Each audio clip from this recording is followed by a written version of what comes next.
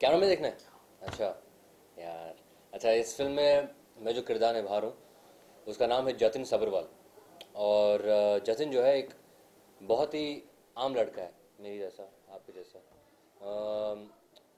उसके जो पिताजी हैं वो बहुत ही बड़े लॉयर हैं, बहुत ही बड़ी वकील हैं मुंबई में। वो भी जतिन भी वकालत की पढ़ाई करता है। अब जतिन जो है वो उसने कभी प्यार नहीं किया, प्यार में कभी वो पढ़ा नहीं। उसको फोटोग्राफी का बहुत बड़ा शौक है। तो वो और उसका बेस्ट फ्रेंड जो है गुल्लू, राशुल, हम दोनों हिमाचल चले जाते हैं। और हिमाचल में फोटोग्राफी के अलावा वो एक लड़की को देखता है, बरखा। और बरखा को देखने के बाद वो उसे पहली नज़र में उससे मोहब्बत हो जाती है, प्यार हो जाता है। पर वो मिलता नहीं है उससे, तो वो परेशान हो जाता है क्योंकि वो फिर गुम हो जाता है, डिसअपियर हो जाती है। उसके बाद उसको लगता है कि वो कभी मिलेगी नहीं। पर अचानक उसको जब वो मुंबई आता है वापस, तो मुंबई में मिल जाती है। अब वहाँ से कहानी शुरू होती है जतिन और बरखा की। इस मूवी में क्या ऐसा है डिस्क्रिप्शन जो लोगों को काफी पसंद आएगा?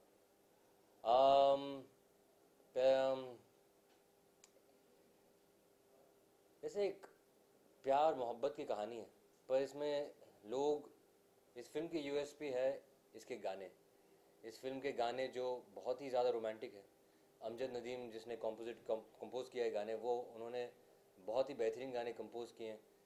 हम बहुत ही लकी हैं कि बड़े बड़े शख्स जो हैं उन्होंने अपने आवाज़ जो है हमें दिया है। जैसे राहत फ़तेह अली ख़ान, आज उनका गाना भी आने वाला है।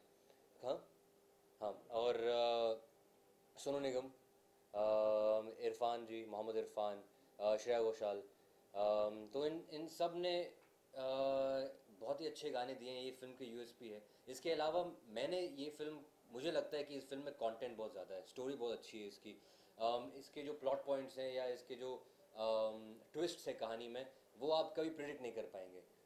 जब मैं नरेशन सुन रहा था तब मुझे ऐसा लगा, मैं सुन रहा था और पहले तो मैं पेसिमिस्टिक था कि क्या बताओ, कौन सी कहानी है। पर जब बताया, नरेशन हो रहा था, तब जब वो ट्विस्ट आए तब मैं और इंटरेस्ट लेना शुरू कर दिया था मैंने।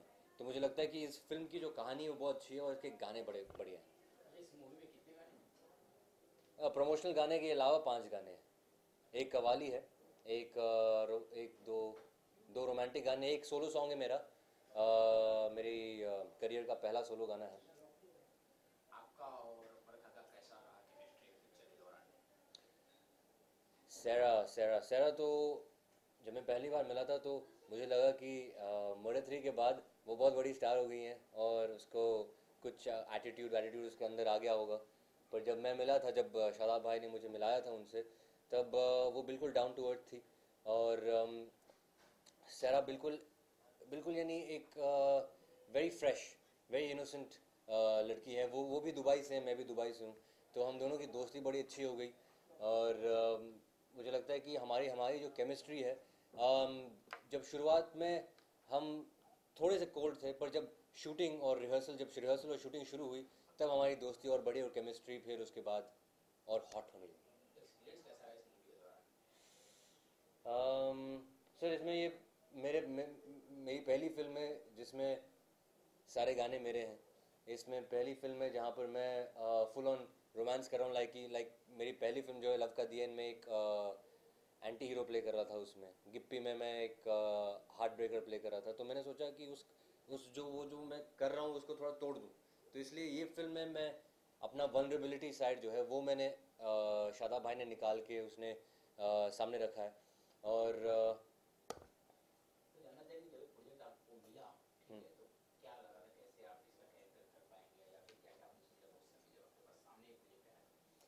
जब प्रोजेक्ट आई थी तो मैंने सोचा कि ये एक बहुत अच्छा मौका है, क्योंकि जैसे मैंने आपको कहा कि पहले दो फिल्में मैं एक अलग ही किरदार निभा रहा था, और इसमें एक बहुत ही आम सा लड़का, कोई कैसनोवा ऐसा कुछ नहीं है, बहुत ही आम सा लड़का जो वकालत पढ़ रहा है। और मुझे लगा कि एक एक्टर के होने के नाते मुझे एक मौका मिलेगा जहाँ पर मैं, जब मैं बचपन में मैंने एक दो लड़कियों से जब मुझे मोहब्बत हुई थी, तब मेरा दिल टूटा था। तब दिल टूटने के बाद मुझे लगा कि प्यार नहीं करना चाहिए, प्यार को दबा दो, बंद कर दो, चाबी फेंक दो। तो वो मैंने किया। उसके बाद फिर मुझे ये फिल्म मिलने के बाद मैंने सोचा कि ये एक ज़रिया है जहाँ पर मैं अपने पास में जा सकूँ, और वहाँ से मैं जो सारे इमोशन मैंने बंद कर दिए उसको खोल के ऑडियंस के सामने रखूँ। तो ये एक एक्सपीरियंस था, बहुत अच्छा एक्सपीरियंस था मेरा। भाई आपका इस पोस्टर में आपका पोस्टर नहीं दिखाई दे रहा, आपका वीडियो ये, हाँ वो तो सही बात है, नहीं दिखाई दे क्या ही? रहा। रीज़न ये कमर्शियल है। ये उनको एक बरखा बरखा एक जो है फीमेल ओरिएंटेड जो है, जो फीमेल की कहानी है, फीमेल ओरिएंटेड नहीं बोलूँगा। मुझे लगता है कि इस पोस्टर में नहीं, पर कल मैंने अपना पोस्टर देखा है जो इंशाल्लाह वो एक दो दिन में मिड डे या बीटी में आ जाएगा। तो पहला पोस्टर उनको ये करना था कि पहले बरखा को लॉन्च करें, उसके बाद फिर बाकी एक पोस्टर में सिर्फ मैं और बरखा, और तीसरा पोस्टर जो है उसमें बाकी के कैरेक्टर्स जो हैं उसमें वो डाल दें। तो उनका स्ट्रैटेजी है, स्ट्रैटेजी के हिसाब से मैं कुछ नहीं बोल सकता, हम तो एक्टर हैं भाई। चलिए, कोई भी ऐसा दो पल बताइए, दो मोमेंट बताइए शूटिंग के दौरान जो आप कभी भी नहीं भुला पाएंगे, और फर्स्ट आपका मूवी इसकी। पहले तो जो सोलो गाना मैंने शूट किया, हमने डलहौजी में शूट किया था, सारे बर्फ़ की वादियों में हमने शूट किया था। तो वो गाना मैं कभी नहीं भूल पाऊँगा, कभी भूलूंगा भी नहीं, क्योंकि उसका जो एक्सपीरियंस था, एक जगह पे हमने शूट किया था जहाँ पे दो पहाड़ थे, बीच में वैली था, और वैली के बीच में बहुत सारे घर थे। और वहाँ पे स्नो हो रहा था, तो स्नोफॉल की वजह से सारे घर जो है स्नो के नीचे आ गए थे। तो वहाँ पे सिर्फ छत छत छत दिखाई दे रहे थे। तो उसके ऊपर हमें थोड़ा सा डांस करना था, ये मुझे करना था। प्रॉब्लम ये हो गई थी कि हमें पता नहीं था कि खड्डे कहाँ पर है। तो एक दो बार ऐसे हो गए थे कि मैं नाच रहा था पहली दफा, पूरा स्नो के अंदर यहाँ तक आ गया था मैं, कब का दो तीन बार डर सा लगा। पर स्नो यार, कितना चोट लग सकता है, कुछ नहीं हुआ। पर वो एक एक्सपीरियंस हो गया। और दूसरा ये है कि मैंने कभी फिल्म के अंदर मैंने कभी फूट फूट के रोया नहीं। तो वो एक एक्सपीरियंस रहा कि जहाँ पर मैं अपने पास में जा सकूं, और वहाँ से अपने एक्सपीरियंस को निकाल के उसको सारे निचोड़ के कैमरा के सामने मैं करूं। और वो भी एक एक्सपीरियंस है, क्योंकि इतने सारे लोग होते हैं उसके सामने, आप इमोशनल कैसे हो सकते हैं, आपको लगता है कि अच्छा ये करूँगा तो उनको कैसा लगेगा, पर वो सब को तोड़ के वो परफॉर्मेंस देना, वो मेरा एक्सपीरियंस रहा। और ये दो चीज़ें मैं कभी नहीं भूलूंगा। फुट फुट कर जो रोना था वो सीन में था? गाने में था एक्चुअली, सीन में था पर उन्होंने गाने में इस्तेमाल कर दिया था। ये एक दो सीन है जो मेरे पिताजी आकर मुझे एक सच्चाई बताते हैं, और वो सच्चाई जानने के बाद मुझे, मेरा दिल टूट जाता है। और फिर मैं अपने कमरे में जाता हूँ, वो रोना शुरू करता हूँ। पर वो एक सैड सॉन्ग में आ गया। कोई सॉन्ग आपसे सुनना चाहेंगे, डू लाइक प्लीज? बिगिनिंग का मैं सोच के बताऊँ। धुआं ही धुआं।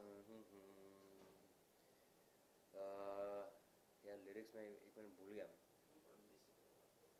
मैं सोच के बताऊँ। अच्छा एक मिनट दीजिए मुझे। अ, ये कैसी कश्मकश है, ये कैसी रह गुजर है, ये कैसी कश्मकश है, ये कैसी रह गुजर है।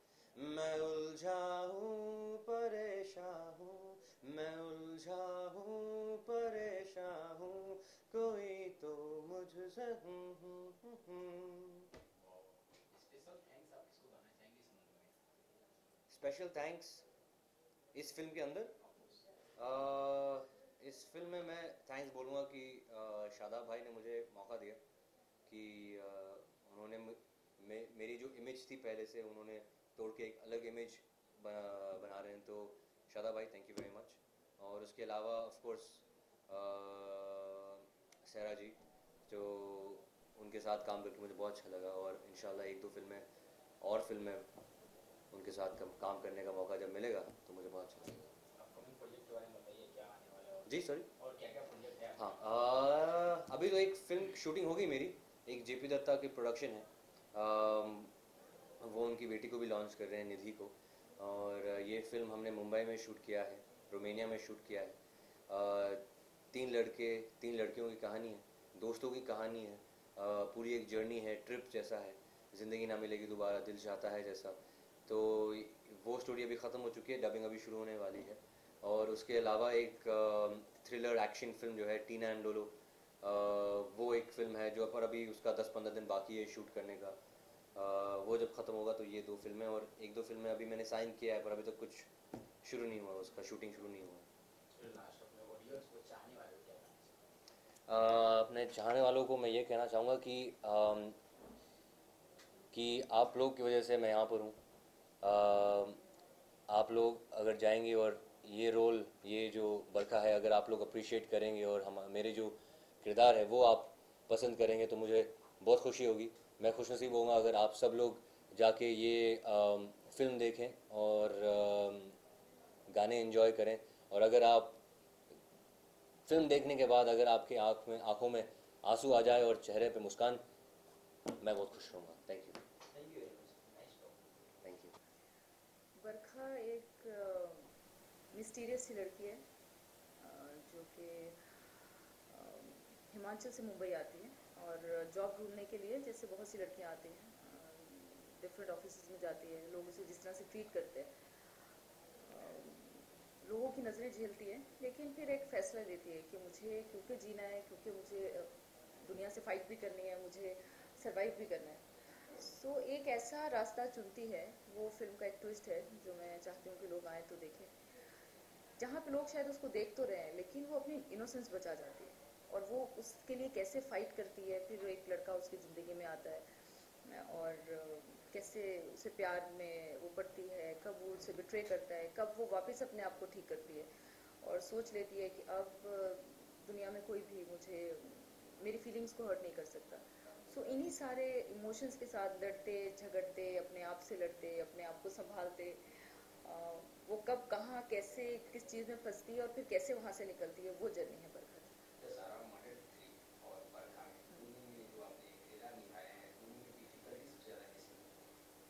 मर्डर 3 क्योंकि भर्ष की फिल्म थी और उनके साथ मैंने बहुत, उनके साथ मेरा एक पर्सनल रिलेशन भी है, मेरे लिए बिल्कुल फैमिली जैसा है वहाँ पे काम करना।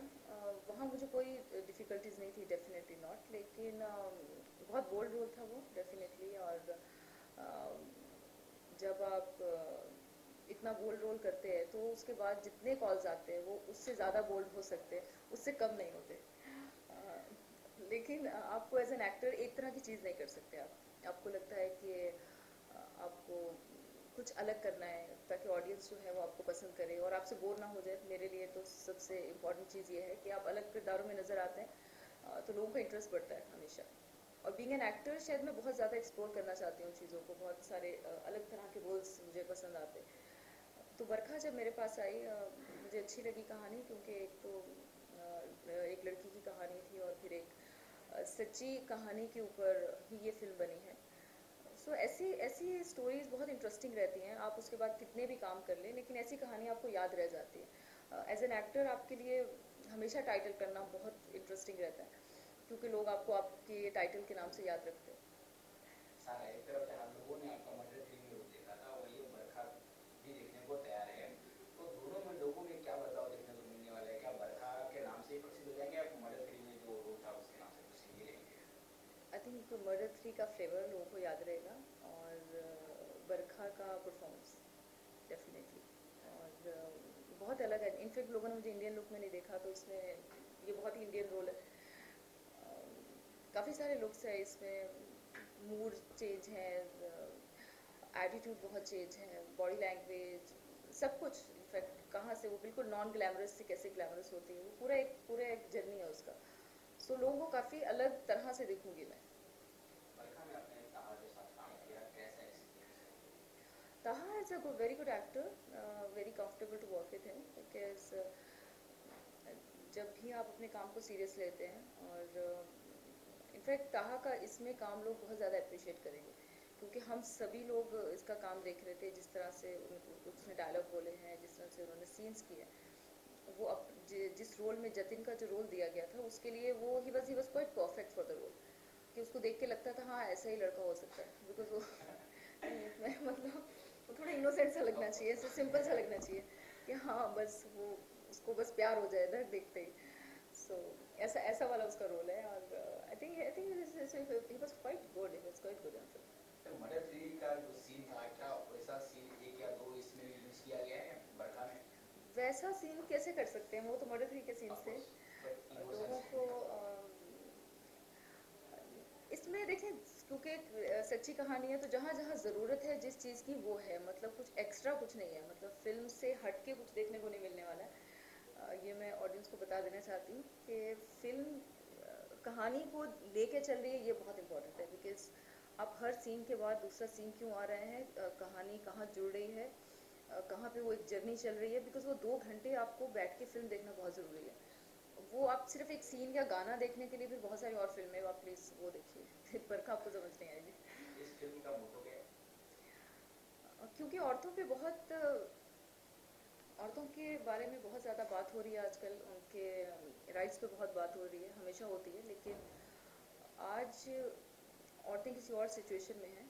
और आई गेस ये कहानी जो है ये लोगों को एक बहुत सिंपल वे में, किसी कोई बहुत वायलेंट नहीं है, कोई ये लड़की किसी को आके लेक्चर नहीं दे रही है, ये कुछ ऐसा नहीं कर रही है, लेकिन खुद एक बहुत सिंपल वे में अपने इमोशंस के साथ जीते हुए कैसे लोगों से फाइट करती है बिना किसी लाउडनेस के, कैसे वो खुद को संभाल के रखती है, और कैसे इतनी स्ट्रांग हो जाती है कि उसे अपने आसपास किसी और की ज़रूरत नहीं रहती है, अपने आप में इतनी कंप्लीट हो जाती है। तो ये एक बहुत खूबसूरत बात है। एक औरत अगर ये समझ जाए कि वो खुद में कितनी मुकम्मल है, तो शायद उसका दिल बार बार नहीं टूटेगा, और अगर कभी दिल टूट भी जाए तो आपको उस सिचुएशन को समझना बहुत ज़रूरी है कि हो सकता है हालात ऐसे हो गए हों, हो सकता है किसी ने आपको किसी रीज़न से धोखा दिया हो सकता है कोई किसी प्रॉब्लम में फंस गया हो, तो वो एक दूसरा चांस जो है वो भी आप दे सकते हैं। और बट अपने आप को संभाल के रखना बहुत ज़रूरी है, एक औरत की खूबसूरती है कि वो अपने आप को संभाल के रखे। सो आई थिंक ये मैसेज है बरखा का। मर्डर थ्री में भी आप पानी में दिखे गए थे, बरखा में पानी में, क्या सारा को पानी बहुत भाता है? आई थिंक मेरे सब डायरेक्टर्स को लगता है कि मैं पानी में बड़ी बहुत अच्छी लगती हूँ। पानी मुझे बहुत पसंद है। अगर आप पानी की बात करेंगे तो I think I am a water baby, I love water a lot. मैं अपने सबसे ज़्यादा खुश होती हूँ जब मैं पानी में होती हूँ। तो इसलिए नॉटी नंबर 1 के सबको लगता है कि फेवरेट शॉट्स जो हैं वो पानी वाले शॉट्स हैं। पानी का शायद मेरे साथ बहुत ताल्लुक है। इनफैक्ट मैं बहुत ज़्यादा ख्वाब नहीं देखती। मैं एक इंटरेस्टिंग बात बताती हूँ कि मुझे ड्रीम्स नहीं आते, मुझे याद नहीं रहते हैं ड्रीम्स, लेकिन कभी मुझे जब याद रहते हैं तो मैं खुद को पानी में ही देखती हूँ। कभी पानी के बाहर, कभी पानी के अंदर, कभी पानी पे साइड पे खड़ी हूँ। मैं आज तक समझ नहीं आई, कभी मैंने ऐसे सोचा कि हाँ एक बहुत बड़ा गिलास है और पानी मेरे पे आ रहा है, या मतलब हमेशा पानी देखती हूँ, तो पता नहीं मेरा कुछ आई थिंक बहुत स्ट्रॉन्ग कनेक्शन है पानी के साथ। चलिए बहुत अच्छी बात। दो ऐसा मोमेंट बताइए सारा शूटिंग के दौरान हम्म। जो आपको लाइफ में कभी भी आपने लाइफ में कभी भूल नहीं पाऊंगा। हाँ या फिर याददाश्त लम्हा जो हो शूटिंग के दौरान। बरखा के दौरान एक बहुत इंटरेस्टिंग सीन हुआ कि जब हम एक पुलिस स्टेशन का एक सीन है जब हम कर रहे हैं, तो पुलिस की वैन में मैं बैठी हूँ और उसी वक्त हमारा कुछ एक परमिशन का कुछ प्रॉब्लम हो गया था। सो वो वैन से मैंने 5 मिनट में उतरना था, लेकिन मैं 45 मिनट तक हमें उस वैन के अंदर बैठना पड़ा क्योंकि हम काफ़ी दूर थे वैनिटी वैन से, और रात के 3 बज रहे थे और उस लोकेशन पे हमें वो सीन करना ही था बिकॉज आई थिंक हमारा लास्ट डे था या कुछ ऐसे प्रॉब्लम्स थे, मेरे डेट्स नहीं थे और आई थिंक सब इश्यूज थे, मतलब हमें वो सीन करना ही था। सुबह 5-6 बजे तक हमने शूटिंग की, तो वो सिचुएशन ऐसी हो गई कि वो पुलिस का सीन था, रियल पुलिस आ गई, परमिशन नहीं थी, हमें हमें लगा कि हमें वहाँ की पुलिस ने पकड़ लिया है। और उस सिचुएशन में वो जो हमारे चेहरों पे जो थकान है, वो एक टायर्डनेस जो आपको दिखेगी, वो फिल्म के लिए बहुत ज़रूरी थी लेकिन रियलिटी में हमारे साथ हुआ। तो मैं जैसे कह रही हूँ कि बरखा बहुत ही नॉटी तो है, लेकिन बरखा जितनी रियलिटी के करीब फिल्म बनी है क्योंकि ओरिजिनल लोकेशंस पे बनी है, तो सिचुएशंस भी इतने ओरिजिनल हो गए थे कि वो एक्सप्रेशन भी बहुत नेचुरल है। तो जब हमने इतना कनेक्ट किया है, आई बिलीव कि लोग भी डेफिनेटली कनेक्ट करेंगे इससे। Sir I think first time आपने तारा के साथ काम किया या फिर विलियम, तो कैसा था कॉम्बिनेशन जब फर्स्ट टाइम आपने मिला ये सीन करने थे, कहीं भी हो सकता है अगर रियलिटी जो सीन करने थे आपने कैसे कॉम्बिनेशन किया और कैसे केमिस्ट्री करी आपने? मैं एज एन एक्ट्रेस मैं बहुत कंफर्टेबल होती हूँ, मेरे सामने मेरा कोई भी हीरो हो सकता है, कोई भी होगा, मतलब मुझे लगेगा अच्छा मैं ये किरदार निभा रही हूँ, मैं बरखा हूँ और ये जतिन है, मतलब बरखा को जतिन से प्यार है या जतिन को बरखा से प्यार है, तो ठीक है, he is the only guy. मेरे लिए कुछ मेरी फीमेल एक्ट्रेसेस है, मेरे लिए बोलती हैं इसके सामने एक दीवार को खड़ा कर दो ना तो उससे भी प्यार कर लेगी।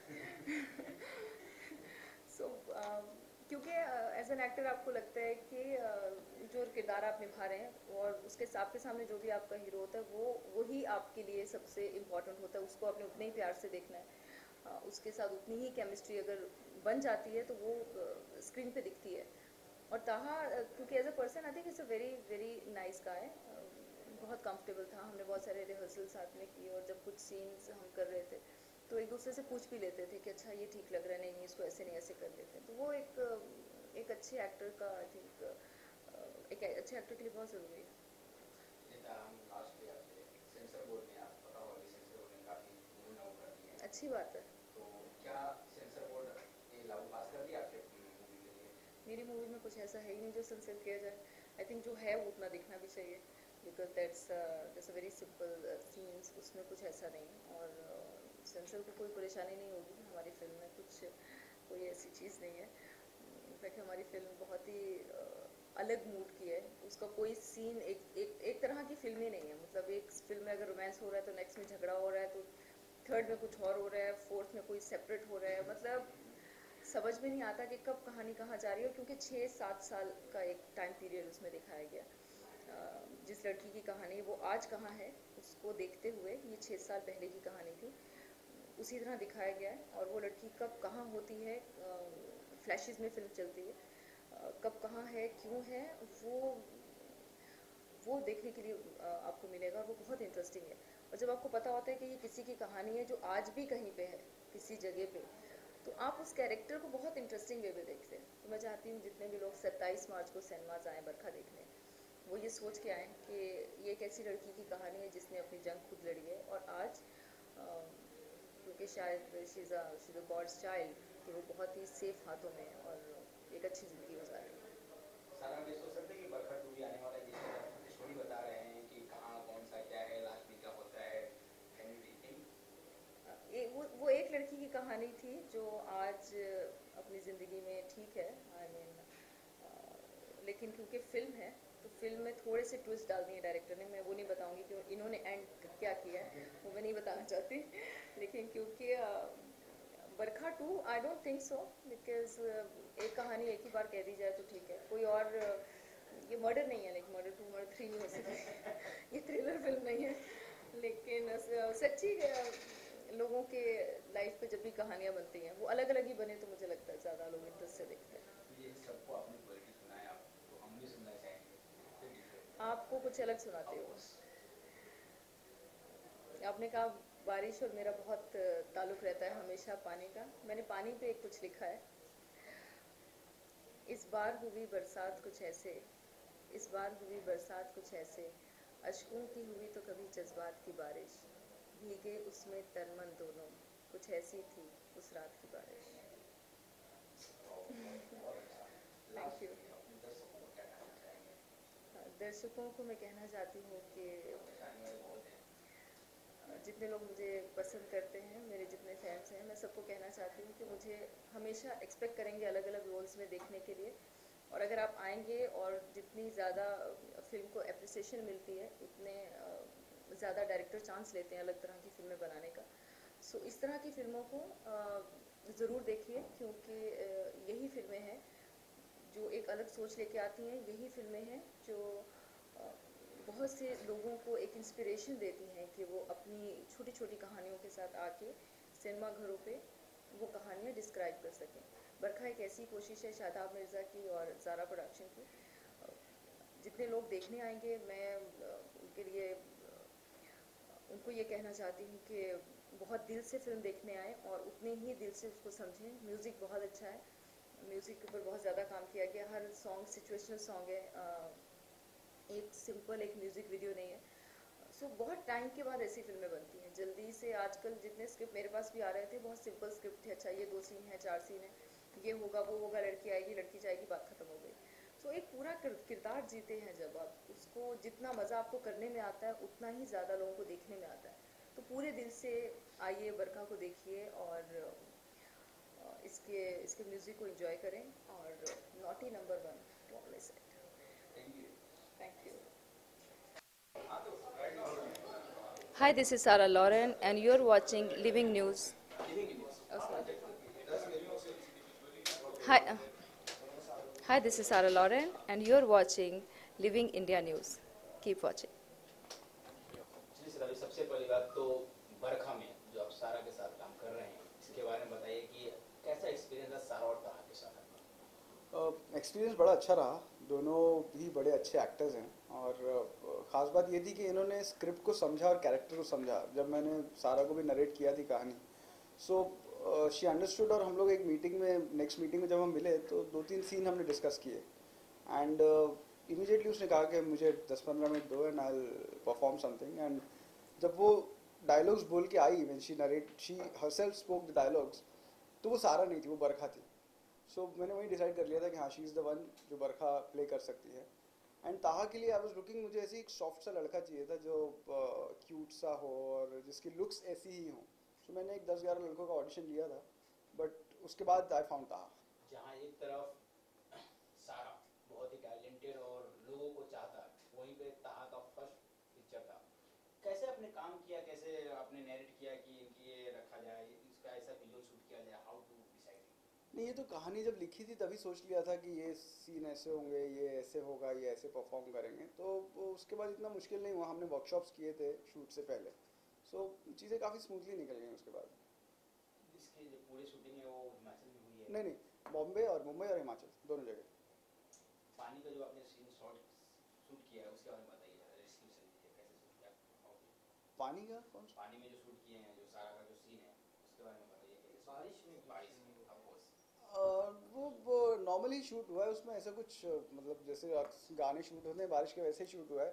बस हाँ, ये जो अभी प्रमोशनल नंबर हमने शूट किया है गोवा में, नॉटी नंबर 1, इसके लिए हमने थोड़ी प्रिपरेशन की थी कि प्रॉपर एक अलग सा, क्योंकि आजकल एक ट्रेंड चला हुआ है गाना हो जो फिल्म को प्रमोशनल पॉइंट ऑफ व्यू से बने, तो इसलिए नॉटी नंबर 1 चल रहा है फिलहाल जो शूट किया। अदरवाइज जितने गाने फिल्म में हैं वो सिचुएशनल ही हैं। या this is my first feature film. इससे पहले मैंने कुछ कॉर्पोरेट फिल्म्स की थी, शॉर्ट फिल्म्स की थी मैंने, और 2012 में मेरी शॉर्ट फिल्म कान शॉर्ट फिल्म कॉर्नर में सिलेक्ट हुई थी। एंड उसके बाद उसको इंडिया में काफ़ी जगह सराहा गया था, मतलब इट वाज, उसको बेस्ट फिल्म का अवार्ड मिला था कोची में, देन जयपुर में वो सिलेक्ट हुई थी, देन कैलकाटा में जूरी अवार्ड मिला। एंड उसके बाद मैंने, I made proper short films for Vodafone और आइडिया के, उनके एक वास एप्लीकेशन आता है उसके लिए, around 7-8 of them. And then things started working out. फिर कोई एक मेरे कॉमन फ्रेंड थे जिन्होंने मुझे शबाना हाशमी जो इस फिल्म की प्रोड्यूसर है उनसे मिलाया, एंड वो इस किस्म की एक स्क्रिप्ट ढूंढ रहे थे जिसमें सब्जेक्ट में कुछ कंटेंट हो, तो फिर उनको नरेट किया और फिर चीज़ें अपने आप आगे बढ़ गई। We were like talking with Sawa and Taha about the poster and the tag which is given, no discount on love. So actually, what does it mean? आप देखेंगे पूरा टैग है वो नो डिस्काउंट ऑन लव और नीचे लिखा है happy hours. So normally happy hours वो होता है जहाँ आपको पता ही होगा जहाँ डिस्काउंट मिलता है, पर यहाँ there is no discount on love. So वो कहानी से जुड़ा हुआ है ये, इसीलिए ये रखा है। सो ये आप जब फिल्म देखेंगे तो you will get come to know कि एग्जैक्टली इसके पीछे आइडिया क्या था। Talk about the theatrical trailer. उसमें बहुत ही bold statement है, like एक औरत एक मर्द प्यार के लिए और सोता है और औरत।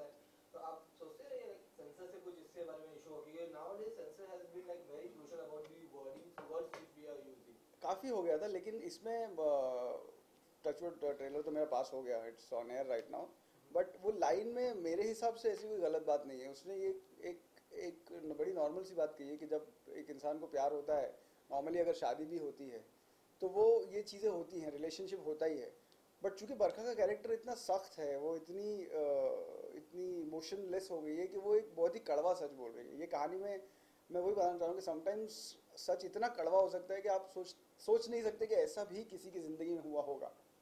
तो बरखा के साथ ऐसा कुछ हुआ है जिस वजह से वो इतनी बड़ी बात कह रही है, एंड उसके बावजूद वो अपने काम में अपनी लाइफ में जीती है, अपने टर्म्स पे आगे बढ़ी है। सो ये कहानी है बरखा की।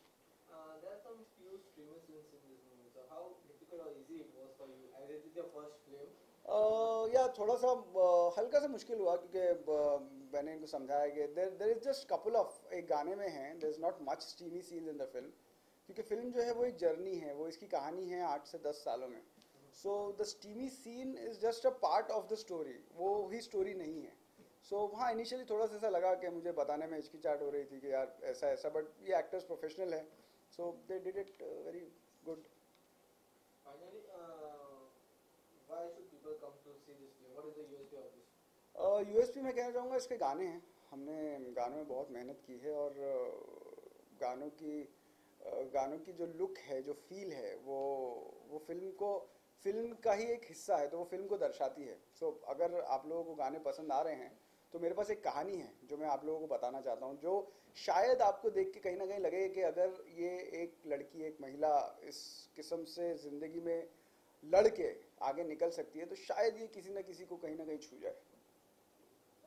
सर, आप इस फिल्म को किसी और इंडियन फिल्म से कंपेयर करने की बात करेंगे? कोई पुरानी फिल्म हो जो आपके जहन में आती हो, इस तरह की कभी कोई फिल्म बनी हो बरखा जैसी? नहीं सर, मेरे हिसाब से तो ऐसे कोई वुमेन सेंट्रिक तो कई फिल्में आ रही हैं आजकल, आपने देखा क्वीन आ रही है, मर्दानी आ रही है, बट ये भी एक अलग कहानी है। जैसे मैंने बताया कि मुझे आइडिया आया था कहीं से, सो ये किसी की ज़िंदगी की ऐसी घटना थी जो मुझे लगा जो बतानी चाहिए। ऐसे कई कहानियाँ होंगी जो हमें पता भी नहीं चलता है, जो इतने फेमस लोग नहीं होते। हम अक्सर बायोपिक्स बनाते हैं जो बहुत ही फेमस हैं उनके बारे में, बट यहाँ तो ये एक किसी आम आदमी की ज़िंदगी की कहानी थी। सो मुझे लगता नहीं कहीं रिलेट किसी से होगा। शादाब जी, इसके बाद क्या प्लान है आपके इस फिल्म के बाद? इसके बाद एक्चुअली मैं एक कॉमेडी फिल्म प्लान कर रहा हूँ जो आउट एंड आउट कॉमेडी है, मसालेदार है और इससे बहुत ही अलग है। और मैं जानबूझ के वो प्लान कर रहा हूँ ताकि मैं अपना काम लोगों को बता सकूँ कि अगर मैं एक बरखा कर सकता हूँ तो मैं एक ऐसी फिल्म भी कर सकता हूँ जो बिल्कुल इससे अलग है। Thank you.